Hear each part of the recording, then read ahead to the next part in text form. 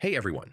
In this guide, I'll show you how to use Shopify Analytics to drive growth for your business, step by step, so you can make smarter decisions and increase sales. First, log into your Shopify account and go to the admin dashboard. On the left-hand menu, click on Analytics. Here you'll see an overview of your store's performance, including sales, traffic, and customer behavior. Next, check the Dashboard section for key metrics like total sales, average order value, and conversion rates. These numbers give you a quick snapshot of how your store is performing. Look for trends over time to see which days or campaigns bring in the most revenue.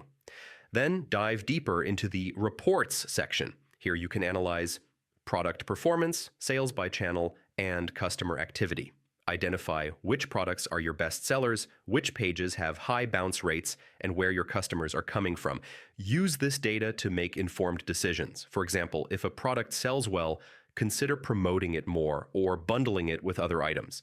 If traffic is high but sales are low, review your product descriptions, images, or checkout flow. Finally, set up goals and monitor your progress regularly. Shopify Analytics helps you spot opportunities, track the success of marketing campaigns, and optimize your store for better performance.